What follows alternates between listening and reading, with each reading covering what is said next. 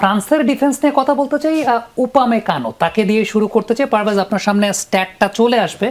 What's your thought on ফ্রান্সের defence? আমার কাছে ব্যক্তিগতভাবে মনে হয় তাদের অ্যাটাক নিয়ে এত বেশি আলোচনা হয় যে এই দুইজন খুব বেশি আসলে আলোচনায় আসেন না। উপামেকানো দিকে দিয়ে শুরু করতে চাই। আবার আপনারা বলেন যে তারা আসলে খুব বেশি এক্সপোজড হন নাই, খুব বেশি থ্রেটও পান নাই। উপামেকানো দিয়ে শুরু করবো আমরা, যদি এই পাশে একটু তার স্ট্যাটটা পাই। স্ট্যাটটা আস্তে আস্তে একটা জেনারেল ইমপ্রেশন আমি দিতে পারি। স্পেন কিন্তু সোফার নকআউট রাউন্ডে ইউরোই খেলে এসেছে। স্পেনের 3টা অপোনেন্টে ইউরোপিয়ান অপোনেন্ট ছিল, বাট ফ্রান্সকে আসলে খেলতে হয়েছে ভিন্ন ভিন্ন অপোনেন্টের এগেনস্টে। Paraguay was Latin, they played Morocco যারা আফ্রিকান, আবার সুইডেনকেও খেলেছে তারা ইউরোপ। সো 3টা ডিফারেন্ট টাইপোলজির ফিজিক্যালিটির এগেনস্টে কিন্তু তাদেরকে ডিল করতে হয়েছে ভিন্ন ভিন্নভাবে, ভিন্ন ট্যাকটিক্সে। সো সেই জায়গা থেকে আমি অ্যাকচুয়ালি ফ্রান্সের ডিফেন্ডারদেরকে ক্রেডিট দিব, স্পেশালি দ্য 2 সেন্টার ব্যাকস। উপমেকানোর ওভারঅল দেখেন not a lot of passes, কারণ ফ্রান্সই আসলে খুব বেশি পজিশন বেস ফুটবল খেলে না। সো তার কাছ থেকে পাস পাওয়াটা সেটা খুব একটা ইম্পর্টেন্ট এখানে অ্যাট্রিবিউট না।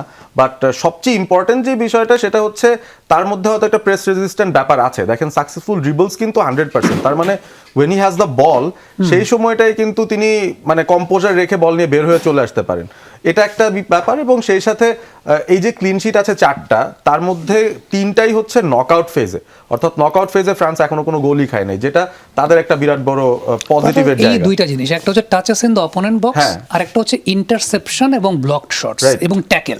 এখানে কিন্তু তিনি সবার উপরে। ইন্টারসেপশনস 12টা, ট্যাকেলস 14টা। ইন্টারসেপশনে এই ওয়ার্ল্ড কাপে Upamecano has the highest number of interception. সুতরাং যেই ডিফেন্সিভ কাজটার মানে দরকার হবে শুরুতেই অপোনেন্টের অ্যাটাকটাকে ভেঙে দেওয়ার জন্য, even before they get into a dangerous position, সেটা কিন্তু উপমেকানোর আছে। এবং যেই ব্যাপারটা মেবি ফ্রান্সের স্পেনের 2 সেন্টার ব্যাকের নেই, দ্য পেস, এই পেস কিন্তু উপমেকানোরও আছে। For his big frame he is quite agile. এবং অন্যদিকে সালিবা যিনি আছেন তার পার্টনার, তার মধ্যে তো গতি আরো বেশি। সালিবার স্ট্যাটের দিকে যাব আমরা, দেন পারভেজ ব্যাখ্যা করবেন।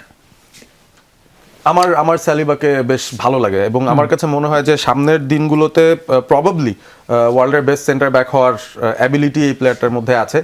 পাস অ্যাকিউরেসির জায়গায় ডেফিনেটলি বেটার দেন উপমেকানো হওয়ারই কথা। He is very good on the ball, এবং লং বলের জায়গাটায় তিনি খুব বেশি ডিস্ট্রিবিউশনে যান না। Is more of a short passer, বা বলটা খুব জলদি তার টিমমেটকে তিনি পাঠিয়ে দেবেন। বাট ইম্পর্টেন্ট জিনিসটা দেখেন, ডিফেন্সিভ কন্ট্রিবিউশন টোটাল 34টা, যেটার মধ্যে রিকভারিজ এবং ক্লিয়ারেন্সের সংখ্যা অনেক বেশি। তিনি কিন্তু ট্যাকেলস বা ইন্টারসেপশনসে যাচ্ছেন না।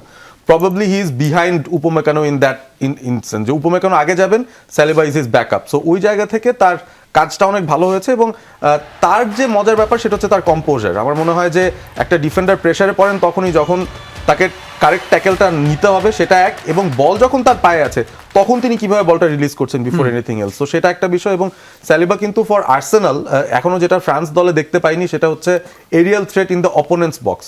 ওই জায়গাটায় তার এক্সপার্টিস আছে। এমনও হতে পারে আজকের রাতটাই সেই দিন যেদিন তার এক্সপার্টিস দরকার হতে পারে। ওকে, দুই টিমের ডিফেন্স নিয়ে আমরা কম্পেয়ার করলাম, দুজন বিশ্লেষণ করলেন। আপনার মতে কোন টিমের ডিফেন্সটা এগিয়ে? আমি যদি একটু পিছনে যাই, গত ম্যাচগুলোর সাথে ভাই যেমন বলছিলেন যে স্পেনে টানা 5টা ম্যাচ তারা আসলে গোল হজম করেনি, এদিকে ফ্রান্স নকআউটে 3টা ম্যাচ আসলে গোল হজম করেনি।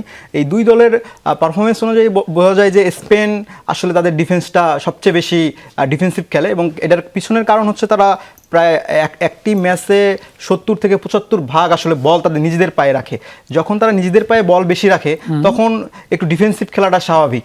আর ফ্রান্স যেহেতু আক্রমণে খেলে রক্ষণাভাগ থেকে, এক্ষেত্রে আসলে দুই দলের টিমের সাথে কিছুটা পার্থক্য থাকে। যেমন একটা পাসিং খেলতেছে, ও একটু অ্যাটাকে খেলতেছে।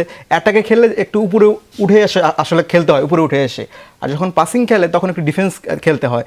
আমার কাছে মনে হয় এই দুই দলের খেলার স্টাইল দেখে বা কৌশল দেখে যে স্পেন আসলে ডিফেন্সিভ খেলবে, এবং তাদের ডিফেন্সটা একটু শক্ত ফ্রান্সের থেকে।